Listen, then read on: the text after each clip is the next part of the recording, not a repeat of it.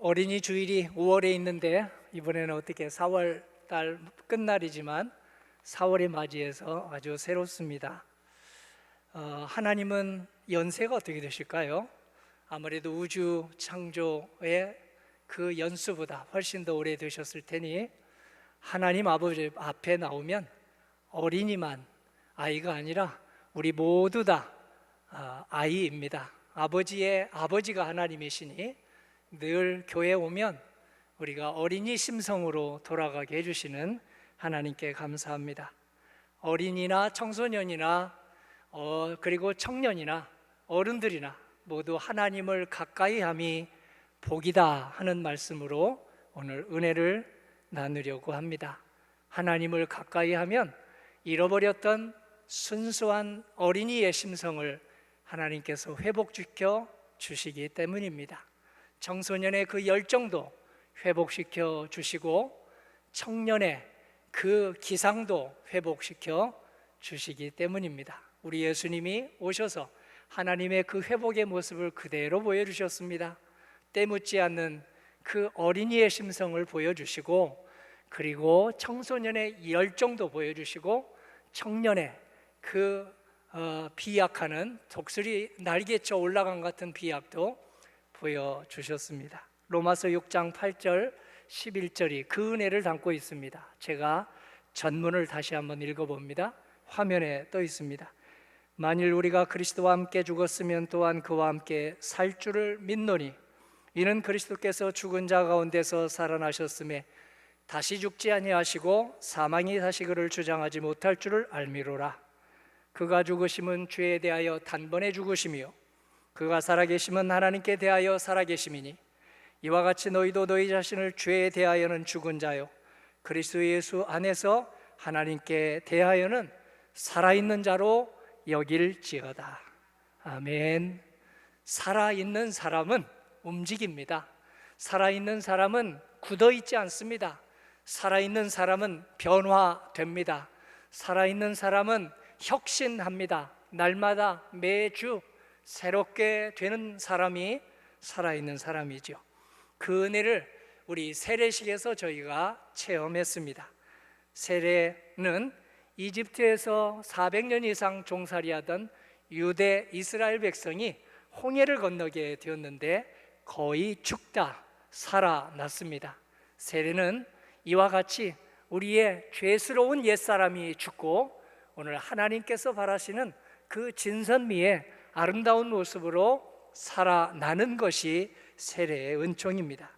부모님을 통해서 육적인 생명이 주어졌듯이 우리 세례를 통해서 언약 백성, 하나님의 말씀의 백성으로 다시 영적으로 태어나는 예식입니다. 유아 세례는 더욱더 우리에게 또 의미가 새롭습니다. 구약시대에 우리 아이를 낳으면요 8일이 되었을 때 할례라는 예식이 있었습니다. 그 할례가 오늘날 유아 세례의 상징이 되었습니다. 과거를 끊고 새롭게 하나님의 약속의 백성으로 살아간다는 뜻이 구약의 세례에 담겨 있고 오늘 유아 세례에 담겨 있기 때문입니다. 세례에 대해서 예수님이 연관된 말씀을 주셨습니다. 니고데모에게 하신 말씀인데요, 니고데모는 고등교육을 받은 당시 유대 사회의 지도자였습니다. 고위공직자였는데요, 니고데모에 비하면 예수님은 아주 서민층이었고 고등교육도 받지 않고, 그리고 또 사람들이 지도자로 공직자로 그렇게 세우지도 않았습니다. 그런데 하나님의 역사가 아니면 나타날 수 없는 그 놀라운 표징을 니고데모가 한 번도 보여주지 못했던 하나님 나라의 놀라운 생명의 표징, 그리고 오늘 평화의 표징, 사랑의 표징을 보여주셨습니다. 온 나라에 소문이 났습니다. 그래서 니고데모가 자기는 많이 배웠지만, 자기가 예수님보다 나이가 많지만, 자기는 사회의 지도자지만 오늘 밤중에 예수님께 한 수 배우러 왔습니다. 영적인 갈증을 도저히 채우지 못하고 살아가다가 우리 예수님께 가면 이 영적인 갈증을 해결해 주시리라 믿고 찾아왔습니다. 찾아온 니고데모에게 하신 예수님의 말씀입니다. 요한복음 3장 3절입니다. 진실로 진실로 내게 이르노니 사람이 거듭나지 아니하면 하나님의 나라를 볼 수 없느니라. 이 말씀을 듣고 니고데모가 예수님께 다시 여쭈어 보았습니다. 사람이 늙으면 어떻게 날 수 있습니까? 두 번째, 어머니 모태에 들어갔다가 날 수 있다는 것이 가능한 일입니까? 이에 예수님이 대답하셨습니다. 요한복음 3장 6절입니다. 사람이 물과 성령으로 나지 아니하면 하나님의 나라에 들어갈 수 없느니라. 육으로 난 것은 육이요 영으로 난 것은 영이니 내가 네게 거듭나야 하겠다 하는 말을 놀랍게 여기지 말라.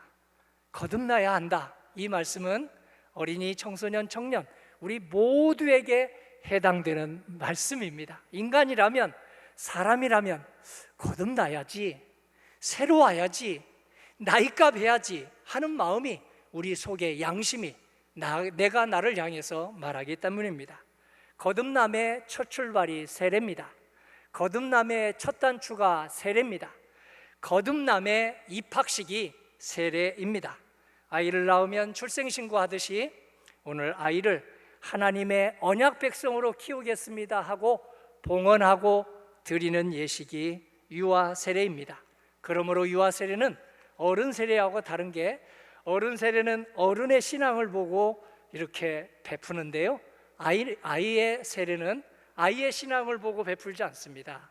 엄마, 아빠의 신앙을 보고 유아 세례를 베풉니다. 따라서 부모는 유아 세례에서 언약 백성이 되는 내 아들과 딸의 신앙 성장을 책임지겠습니다 서약하고 세례에 참여합니다. 유아 세례 받으면 오늘 목사도 책임이 크지요. 그리고 여기 있는 성도님들도 책임이 크지요. 그런데 제1차 책임은 엄마와 아빠입니다. 엄마, 아빠가 집에서 목사님이기 때문입니다. 아빠, 엄마가 오늘 집에서는 오늘 교회 모든 성도님들을 대표해서 신앙의 성장을 책임지기 때문입니다. 하나님을 우리는 아버지라고 부릅니다. 교회를 우리는 어머니라고 부릅니다. 아버지 되신 하나님께서 어머니의 품으로 축복해 주신 이 교회와 협력하여 아이의 신앙을 성장시켜 갑니다. 그래서 우리는 하나님을 사랑하는 가정을 꾸려보겠습니다. 패밀리라고 하는 영어 FAMILY의 이 뜻을 어떤 영어 사전 학자는 그렇게 부르더라고요. Father and Mother, I love you 해서 아빠와 엄마가 서로 지극한 하나님의 사랑을 나누면 그게 진짜 가정이다, 복된 가정이다, 믿음의 명문 가정이다 하고 그렇게 푸는 것에 저는 고개를 끄덕였습니다. 아이는 세례를 받으면 하나님의 자녀로 새롭게 태어납니다. 그렇지만 아직 아기입니다. 자라가면서 위험이 세상 도처에 도사리고 있습니다. 그래서 신앙이 성장하지 않으면 그 세례받고 난 다음에 그 신앙의 성장의 열매를 거둘 수가 없습니다. 아이가 스스로 이제 신앙 고백을 할 수 있는 15살이 될 때까지는 적어도 아빠, 엄마에게 세례받은 이후에 신앙 성장에 책임이 주어져 있습니다. 15살 정도가 되면 견신례를 받고 그 다음부터는 내 스스로 하나님을 경배하고 하나님께 예배하는 나이로 진입하기 때문입니다. 신명기 6장 7절을 우리가 새겨봅니다. 내 자녀에게 부지런히 가르치며 집에 앉았을 때든지 길을 갈 때든지 누웠을 때든지 일어날 때든지 말씀을 강론하라. 에베소서 6장 4절은 이와 똑같습니다. 아비들아, 너희 자녀를 노엽게 하지 말고 오직 주의 교훈과 훈계로 양육하라. 철학계에서는 인간을 작은 우주라고 말합니다. 이 우주에 별이 얼마나 많이 있습니까? 그 별을 모두 모아놓은 것과 같은 그런 신비로운 존재가 인간이다, 사람이다, 그런 뜻이죠. 그만큼 인간은 신비로운 존재인데요, 겉으로 드러난 것만 가지고 사람을 이해할 수 없다는 뜻에서 인간을 작은 우주라고 합니다. 나도 작은 우주, 저 사람도 작은 우주, 지구만큼 소중하고 오늘 저 별처럼 소중하다는 뜻을 우리 생각이 깊은 사람들은 이야기합니다. 겉으로 드러난 부분은 많이 생각해서 20%밖에 되지 않는다는 얘기죠. 정신과 의사들의 얘기입니다. 내 속에 아직 드러나지 않는 부분이 80% 정도 있다. 그러므로 나에 대해서 함부로 좌절할 필요 없고, 그리고 나에 대해서 함부로 낙심할 필요도 없고, 상대방에 대해서 함부로 평가할 수 없다는 그런 의미입니다. 몇 년 전 세계에서 가장 힘센 남자를 뽑는 대회가 열렸는데요, 사진이 먼저 떴네요. 그때 1등을 한 사람이 무려 524kg나 되는 그런 대형 타이어 8개를 들고 올렸습니다. 리투아니아 출신의 지드루나스 사비카스인데요, 어떻게 이렇게 무거운 타이어를 하나 들기도 어려울 텐데 8개나 들어 올릴까요? 그런데 이보다 더 무거운 것을 들어 올린 사람이 생겨났습니다. 한 경찰관입니다. 사고로 아이가 깔려서 거의 죽게 되었는데 그 아이를 구하겠다는 일념으로 자동차를 들어 올리고 아이를 살려냈습니다. 자동차의 무게가 무려 1300kg이나 되었습니다. 600만 분의 사나이, 슈퍼맨과 같은 초능력을 발휘한 것이죠. 사랑은 이렇게 놀랍습니다. 여자와 어머니는 종이 다르다, 이렇게 생각하면서 오늘 어머니가 되면 초능력을 발휘하는 이유가 사랑 때문이다, 자식에 대한 사랑 때문이다. 아버지도 그러지 않겠습니까? 남자와 아버지는 종이 다르다 하는 말로도 대비될 수 있는 것은 순전히 사랑 때문입니다. 평상시라면 1300kg가 아니라 520kg도 들어올 수 없는 일이겠지만 아이를 구해야 하겠다는 그런 일념이 그 경찰관에게 초인적 힘을 발휘하게 했을 것입니다. 영과 혼과 육이 일치를 이루어서 자신을 사랑하고 이웃을 사랑하고 하나님을 사랑하면 이런 초능력이 우리에게서도 가끔씩 나타나는 것을 경험할 것입니다. 인간은 영적인 존재, 영물입니다. 인간에게는 신체적인 차원, 정신적인 차원, 영적인 차원이 있습니다. 해바라기가 해를 지향하듯이 우리의 신체적인 차원이 잘 발전하면 정신적 차원을 지향하고, 정신적 차원이 우리 지성을 통해서 많이 발전하면 영성적 차원을 지향하게 되어 있습니다. 영성적 차원을 지향하는 사람을 우리는 하나님을 가까이 하는 사람이라고 합니다. 하나님께 가까이 나아갈수록 인류 모두의 소망인 생명을 살리는 사람, 평화를 이루는 사람, 사랑의 공동체를 이루는 사람을 우리가 다듬어지고 되어갈 수 있다는 것을 우리 빌립보서 3장 14절이 얘기합니다. 사도 바울이 이렇게 얘기합니다. 표대를 향하여 그리스도 예수 안에서 하나님이 위에서 부르신 부름의 상을 위하여 달려가노라. 419장 찬송도 이 말씀에서 지어졌는데요, 저 높은 곳을 향하여 찬송 좋아하시죠? 그 가사 1절이 이렇습니다. 저 높은 곳을 향하여 날마다 나아갑니다. 내 뜻과 정성 모아서 날마다 기도합니다. 내 주여 내 맘 붙드사 그곳에 있게 하소서. 그곳은 빛과 사랑이 언제나 넘치옵니다. 이 찬송하고 똑같이 평행을 이루는 복음성가가 있는데요, 시편 42편을 우리 찬송으로 만든 그 구절입니다. 목마른 사슴 시냇물을 찾아 헤매이듯이 내 영혼 주를 찾기에 갈급하나이다. 주님만이 나의 힘, 나의 방패, 나의 참 소망, 나의 몸 정성 다 바쳐서 주님 경배합니다. 할렐루야. 한 시간 예배 속에 하나님은 이 은혜를 담아주십니다. 나의 몸 정성 다 바쳐서 목마른 사슴 시냇물을 찾듯이 우리 주님을 경배할 때 주님은 하늘의 신령한 은혜로 우리 심령이 깨어나게 해주십니다. 이 기도가 나의 기도 되게 하는 거룩한 예식, 오늘 곧 우리가 같이 참여하도록 하겠습니다. 세례의 상징이 있는데요, 세 가지입니다. 하나는 물, 또 하나는 흰 옷, 또 하나는 촛불입니다. 물은 죽음과 생명의 상징입니다. 노아 홍수 시대 때 홍수의 물이 모두를 죽음에 넣었듯이 오늘 이 물은, 주님의 성령이 임한 이 물은 우리의 옛사람에 따라서 살게 하지 않고 새 사람으로 살게 하는 그 주님의 은총의 물입니다. 가뭄의 물은 생명을 살려내듯이 세례를 통해서 옛스러운 존재가, 죄스러운 존재가 죽고 새로운 존재로 살아갈 수 있는 첫 출발을 하게 됩니다. 세례식물은 우리를 정화시켜 줍니다. 우리의 영혼을 성결하게 해주십니다. 아담과 하와 이래로 우리에게는 죄스러운 부분이 너나 할 것 없이 모두 유래되었습니다. 양심도 그렇고 우리의 성격도 그렇고 우리의 습관도 그렇습니다. 나타나는 정도가 다를 뿐이지 모두 죄스러운 삶을 살아갑니다. 이 죄스러운 삶을 끊고 이제 주님이 우리에게 예비하신 믿음의 생활, 소망의 삶, 사랑의 순례를 할 수 있도록 이 세례식은 우리에게 첫 단추를 꿰게 하고 첫 시작을 하게 하고 입학을 하게 해주십니다. 흰옷은 세례를 통해서 하나님의 자녀로 새롭게 태어났다 하는 것을 상징합니다. 우리 조상이 백이민족이다.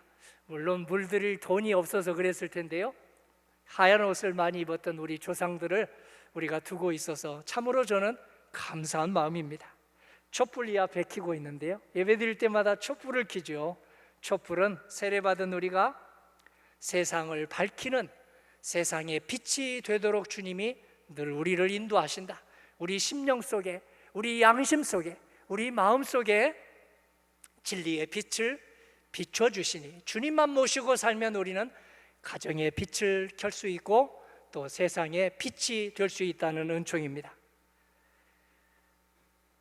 여러분과 저는 고장난 본성을 가지고 있습니다.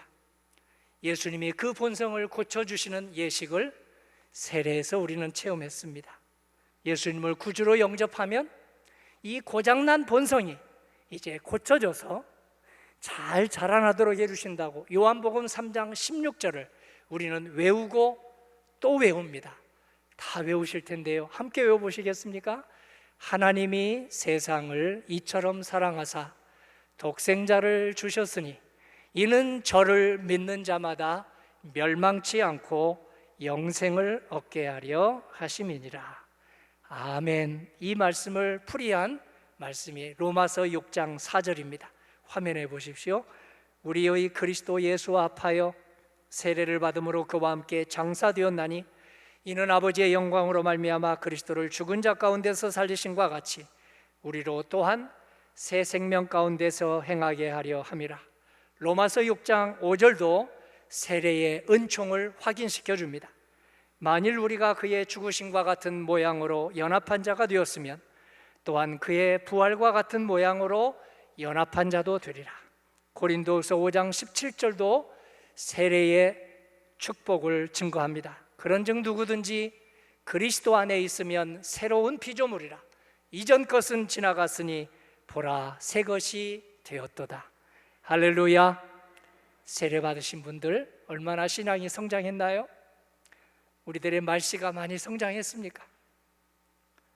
부활 생명, 영원한 생명의 소망을 두고 이 땅의 모든 어려움들을 잘 극복하고 계십니까?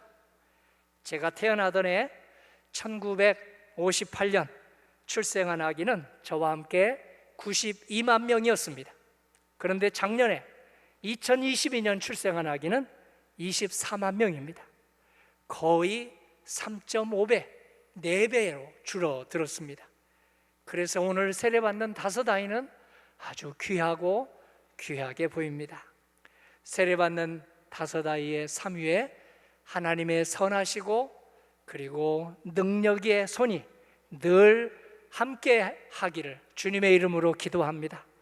앞으로 태어나고 자라날 아기도 동일한 복이 임하기를 주님의 이름으로 간절히 기원합니다. 아멘.